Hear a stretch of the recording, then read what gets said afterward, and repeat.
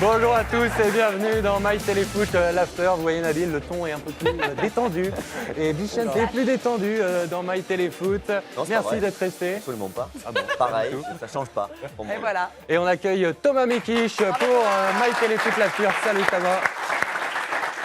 Et on débute cette émission par un international français qui évolue actuellement en Suisse. Guillaume Waro, l'ancien parisien, s'éclate actuellement à Berne et nous avons été prendre de ses nouvelles. Guillaume Poisson. C'est Père Noël. Salut les amis, bienvenue à la maison. On est en Suisse ici. Attention, ce soir c'est une grande soirée. Soyez prêts, ça va chauffer. Mardi soir, Guillaume O'Haraud nous a reçus chez lui pour regarder avec ses coéquipiers et son cousin le match de Ligue des Champions de son ancien club, le PSG. Ben voilà, l'histoire s'arrête ici une nouvelle fois. En plus, le comble, on s'est éliminé par un Belge. Une fois l'élimination digérée, l'international français nous a raconté sa vie bucolique en Suisse. Comment ça se passe la vie en Suisse? Ben, la vie en Suisse, comme on dit ici, elle est héroïque. Tout se passe vraiment bien pour moi. Voilà, j'y ai trouvé on va dire une deuxième terre d'accueil parce que je m'y sens vraiment bien. On est en contact avec la nature. Moi, j'habite dans une ferme. Quand il fait beau, il y a les vaches qui me parlent. Donc, non, franchement, c'est vraiment cool, quoi. Et je sais pas si demain, je vais être amené à rester ici, à m'installer ici, mais il y a des chances. Tes performances sont au top? Je m'éclate sur le terrain. J'ai vraiment la confiance de toute l'équipe, tout le club, et j'essaie de la leur rendre le plus possible. Et c'est vrai que sur le terrain, ben, voilà, mon efficacité, on va dire qu'aujourd'hui, répond présent, donc pourvu que ça dure. Tu suis le PSG aussi, ça reste un club à part pour toi, quoi. C'est un club... C'est le club qui m'a fait grandir et qui m'a permis de vivre certaines choses extraordinaires. Et voilà, j'ai encore des liens, donc c'est clair que pour moi, c'est tout à fait logique de suivre leurs résultats en Europe. Est-ce que tu regardes aussi, j'imagine, les matchs de l'équipe de France? Ben moi, j'espère être appelé, surtout. Je rigole. Tu as failli le croire, mais non. Non, mais évidemment que je regarde, parce qu'aujourd'hui, je pense que se passe un petit truc et on reprend plaisir et on a le sourire à regarder cette équipe jouer parce qu'elle se bat, parce qu'elle retrouve des valeurs. Et puis, bon, je vais pas faire le philosophe, mais c'est vrai qu'à un moment donné, on parlait plus de l'extra-sportif que du sportif. Et aujourd'hui, Deschamps, il a réussi à construire un groupe vraiment concerné. C'est vrai que les derniers matchs qu'ils font, prend plaisir à regarder, donc c'est bien. Guillaume Waro à l'Euro, ça va être un peu juste. Il est blagueur, il est. Exactement, il est blagueur et il s'est rendu célèbre à la télé justement par ses blagues. À l'époque, c'était dans la grande surface sur Canal, c'était déjà avec Guillaume Poisson et on écoute sa blague de la semaine. Cher public, ici la voix. Alors j'ai une petite blague pour vous. Eh ouais, la blague 2016. Alors comment on appelle un lapin avec des ailes? Je donne ta langue au chat. Comment s'appelle un lapin avec des ailes? Surprise. Eh ben la pintade. Voilà. Merci d'être venu. I love you so much, ich liebe dich, te quiero, mi amau, je t'aime. Téléfoot, merci pour tout. On se revoit très bientôt. Ciao.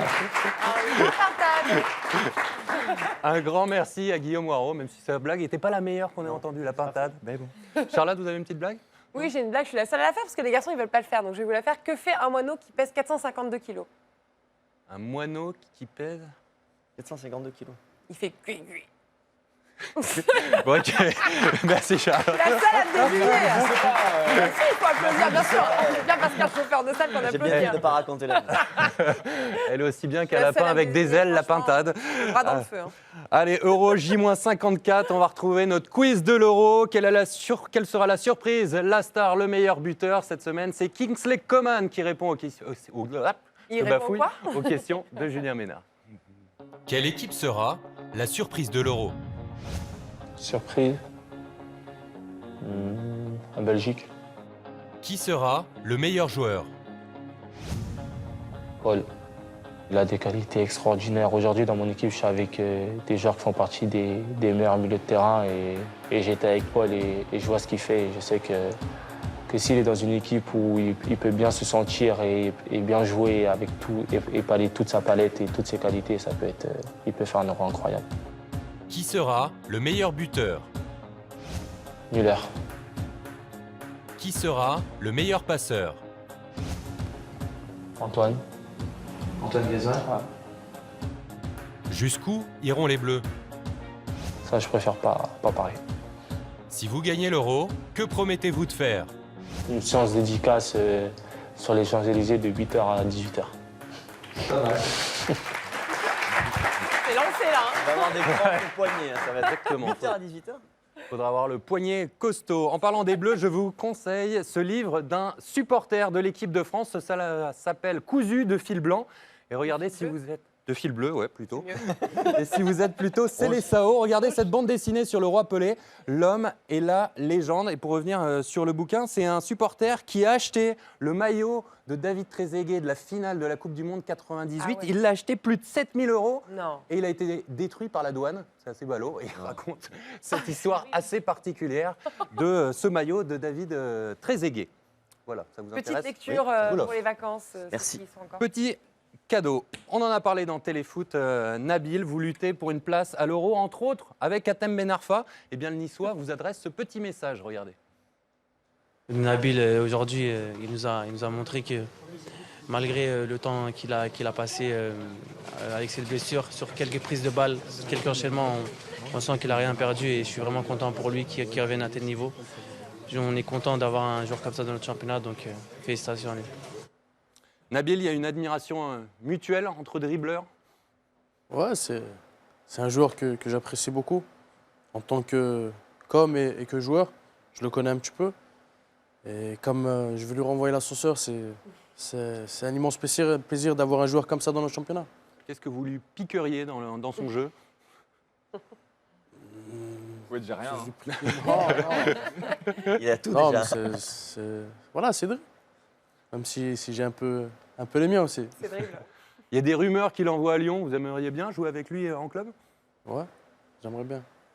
Allez, on passe au sondage live de ce My Téléfoot. Il concerne justement Nabil, Charlotte. Exactement, je vous le montre, il est juste ici. Nabil Fekir sera-t-il sélectionné pour l'Euro? C'est à vous de répondre là tout de suite maintenant. Hashtag Téléfoot, hashtag Euro 2016. La réponse dans quelques minutes. Hashtag c'est cool. Hashtag c'est cool, hashtag c'est génial. Et notre rubrique fiction. Et si Nabil allait à l'Euro? C'est le scénario qu'a imaginé Omar, j'ai du mal ce Omar. matin. Ouais. Omar Benjador. Et si Nabil Fekir allait à l'Euro? Pourquoi pas, d'accord, ouais. T'es en forme, toi. Si Nabil Fekir était sélectionné pour l'Euro, 8 mois après sa rupture des ligaments croisés du genou droit, cela ressemblerait avant tout à un miracle. Alors si je peux me permettre de te donner un conseil, c'est oublie que t'as aucune chance, vas-y fonce.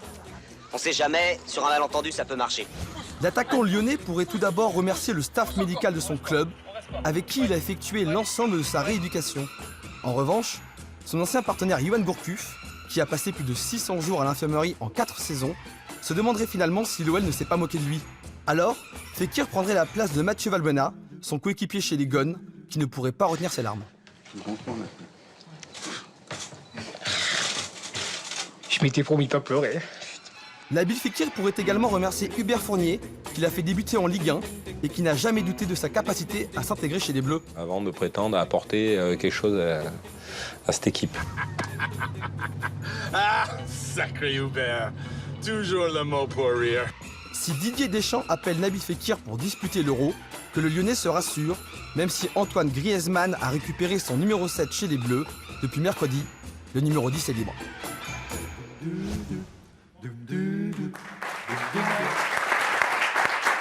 Et un grand merci à Omar. Il est pas mal ce scénario. Ah, ça va, Ça vous plaît? c'est une rêve de rêve. Allez, on passe au tweet de la semaine, Charlotte. Les tweets de la semaine, j'aime bien commencer par ces petites images de Paul Pogba qu'il aime bien nous poster avec sa maman. Donc on commence avec cette belle photo, ça vous passionne Thomas. Just chilling, mère, fils, swag, hashtag swag, ça va vous plaire les hashtags Bichette.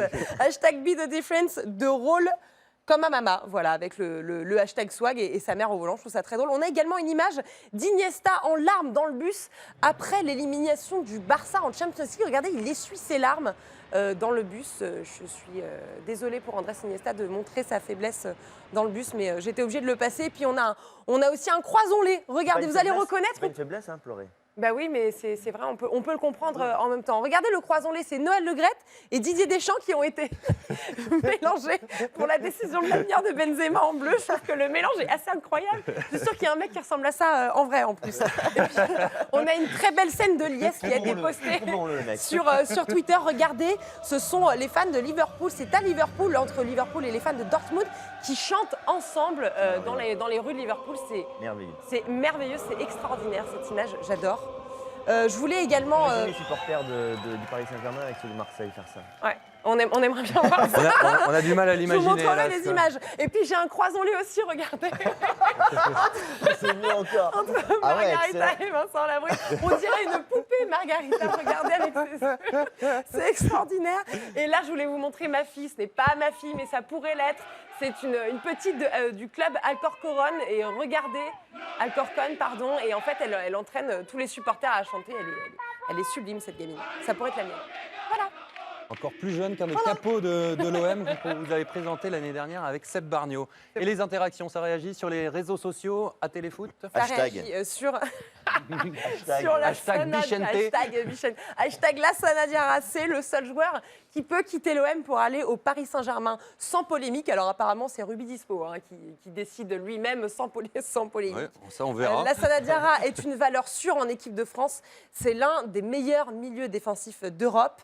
On a également celui-ci aussi sur Lassana Diarra pour succéder à Thiago Motta qui semble vraiment faire la saison de trop. Lassana Diarra serait un excellent choix pour le Paris Saint-Germain, décidément. Ça fait réagir, Lassana Diarra au hashtag Paris Saint-Germain. On a également sur Griezmann, je suis fan, sa régularité est impressionnante. On lui dira, Thierry's Eye, de votre part.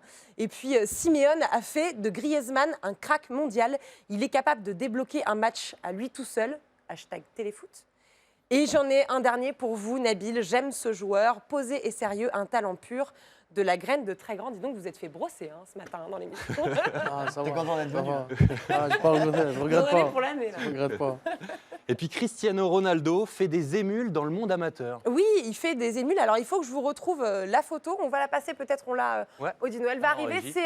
C'est le fils d'Alain Laroche qui nous a envoyé cette photo. Je vous rassure tout de suite, ce n'est pas le fils d'Alain Laroche que vous voyez en slip. Il n'est pas très loin. Mais par contre, ils ont parodié la photo en slip de Cristiano. Alors, c'est vrai que c'est moins impressionnant. Si je peux donner un avis personnel. Allez-y. C'est vous qui pouvez juger. Voilà, bon, je juge et je vous dis que c'est un petit moment impressionnant en slip. Mais dans tous les cas, c'est courageux de prendre cette photo. Merci. Alors, envoyez-nous vos photos en slip dans vos vestiaires. Dans le slip ou la photo en général. Je ne m'aventurerai pas dans cette position. Merci Charlotte pour ces de rien, précisions techniques. Pour la précision slip. Hashtag slip. Nabil, je vous présente donc Thomas. Il a relancé le oui-non, rubrique mythique de Téléfoot dans les années 90. Jingle.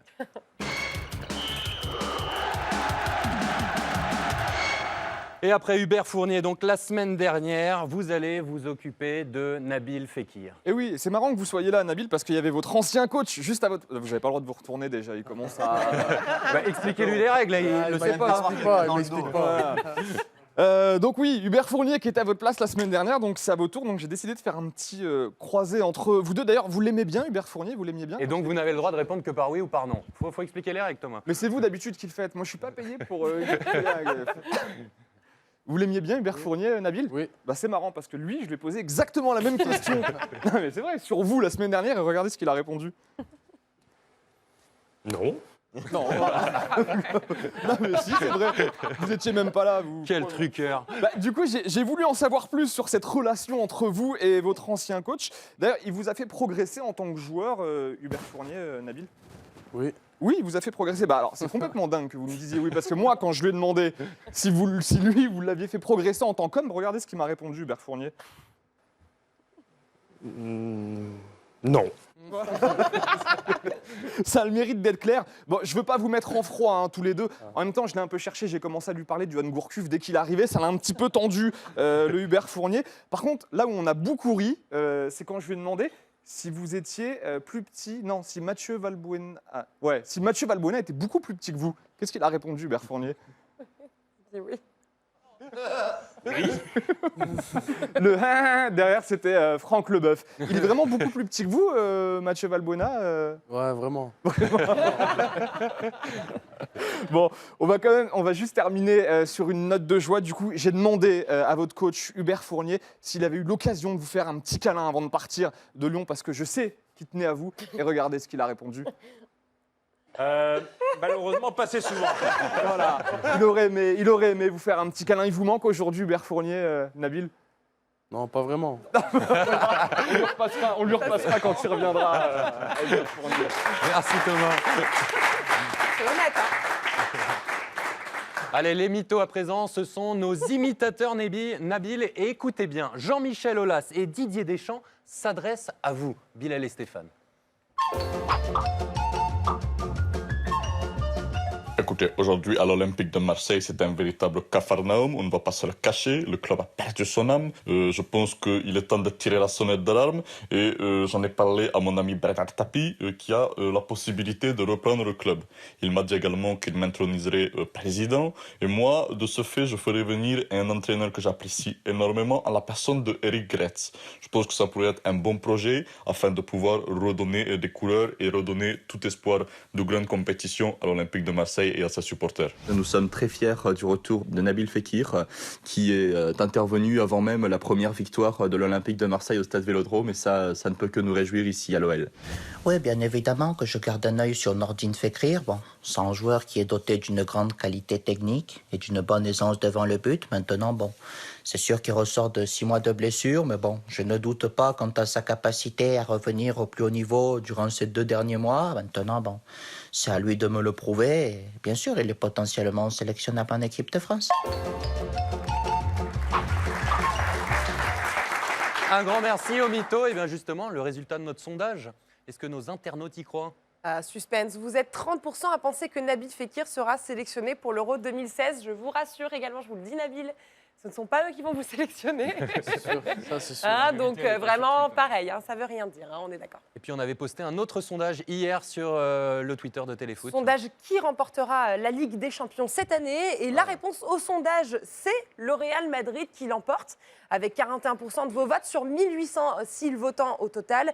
L'Atlético à 36 se retrouve devant, le Bayern à 18% et Man City vous inspire très peu. Apparemment, c'est seulement 5% Étonnant, des Bichente, votes. 18% seulement pour le Bayern. Quel est votre favori, vous? Entre le Real, Bayern et Atlético Madrid, non, City, non. Je ne crois pas en City, mais Atlético Madrid, ils sont tellement énormes défensivement, tellement forts tactiquement. Il n'y a pas du tout les mêmes stars, mais quelque part, je trouve que ça serait différent déjà qu'une équipe comme celle-là puisse s'imposer en Ligue des Champions. Ils ont fait finale. Le Bayern, c'est défensivement, ils ont des problèmes. Et le Real, ils sont en train de repartir très fort avec Zizou, quoi. Votre favori, Nabil, pour la Ligue des Champions? Real de Madrid. Le Real. Allez, on passe comme la plupart. On passe au buzz de la semaine. Charlotte, on part à Dortmund pour commencer. Allez, c'est l'entraînement du Borussia. C'était la veille du match. C'était face donc à Liverpool. Et puis, ça a fait le buzz cette semaine. Alors, si on comprend bien, il faut lancer le ballon sur la barre transversale et le reprendre de la tête. Mais apparemment, regardez, l'exercice s'avère hyper compliqué pour eux et beaucoup plus que prévu. On dirait qu'ils ont un peu bu des trucs bizarres. Il y en a quand même un tout à gauche qui va s'en sortir au final. Je ne sais pas si on attend de le voir. Voilà, le Dortmund qui reçoit Hambourg cet après-midi. On espère qu'ils vont réussir face à la barre transversale. Vous n'avez jamais fait ça à l'OL? Non, jamais. C'est quoi cet exercice? Je ne sais pas, je ne connais pas. Pour le buzz, je ne pense. connais pas du tout. Allez, une histoire de flaque d'eau à présent. Direction la 4e division bulgare. Je sais que ça te fait rêver, Thomas, la 4e division. Il y a joué longtemps. Une raison d'embrouille improbable. Regardez, les joueurs ont manqué d'en venir aux mains pour une flaque d'eau. Le joueur de Sofia lui-même vide l'eau de la flaque à la main pour pouvoir tirer son penalty. Et regardez ce que va faire le joueur de l'équipe adverse en pleine crise d'adolescence. Eh ben, il va lui renvoyer l'eau à la figure du pauvre joueur de Sofia.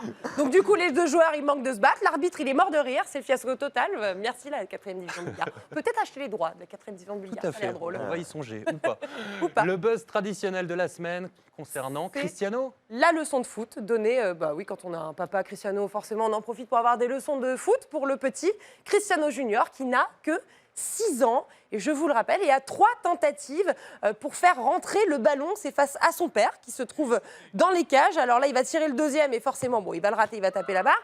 En revanche, le dernier va finir au fond des filets. C'est non sans l'aide un peu de son père qui se penche. Mais bon, en revanche, la récompense chez les Ronaldo, c'est pas comme chez nous. C'est pas un jouet, c'est pas un vélo. Non, c'est 10 pompes, vous allez le voir. Et le gamin, il va faire les 10 pompes et il les fait mieux que vous, je suis sûre, autour de cette table. N'est-ce pas, Fred? Regardez, 1, 2, 3, il y va. Attendez, 6 ans, même moi, je ne sais pas faire ça, moi. On espère surtout qu'il est heureux, son gamin. On espère qu'il est heureux. On espère qu'il aime le foot, surtout. Allez, on termine par un chien. On sait que vous aimez beaucoup les animaux, Charlotte. Vous regardez d'ailleurs Vétérinaire tous les dimanches après-midi sur TF1. Oui, je regarde les vétérinaires. Du coup, j'aime bien les images de chiens. Je sais que vous aimez les images de chiens. J'adore ça. Vous aimez ça. Il me s'appelle passionne. Alfie, mais on l'appelle Ronaldog. Regardez-moi ce jeu de mots, comme il est fantastique. Il a été adopté dans un refuge. C'est devenu... Non, mais messieurs, je vous jure, c'est une star en Angleterre cette semaine. Il a appris seul à maîtriser les drifts. Ça, c'est son propriétaire qui nous le dit. Il a maîtrisé les drifts. C'est le moment gênant, Il sait même apparemment faire les petits ponts. Il va faire un incroyable talent en Angleterre. Alfie, si tu nous regardes. Vous êtes vraiment libre dans cette émission, Charlotte. Il faudra faire avec une chatte qui joue au foot. Ce serait pas mal. Si. Voilà, Merci pour la conclusion. On va se quitter là-dessus. Merci Bichente. Allez, c'est la fin de ce My Téléfoot l'After. Merci beaucoup Nabil d'avoir passé cette matinée avec nous. Merci Bichente pour cette conclusion glorieuse. Merci Charlotte, merci Thomas. On se quitte en musique avec Guillaume Moirot, accompagné de l'un de ses amis, Guillaume Moirot à la guitare. Guillaume Moirot chanteur, c'est pas mal du tout. Allez, salut à tous, à dimanche prochain. Je marche tout seul le long de la ligne chemin de fer. Dans ma tête y'a pas d'affaire. Et je donne des coups de pied dans une petite boîte d'enfer. Dans ma tête y'a rien à faire. Je suis mal en campagne, je suis mal en ville. Peut-être un petit peu trop fragile. Allô maman, bobo. Maman, comment tu m'as fait, je suis pas beau. Allô maman, bobo. Allô maman, bobo. Merci à tous. À très bientôt. Gros bisous à Téléfoot. Et allez la France. Je serai derrière vous pour l'Euro. Évidemment.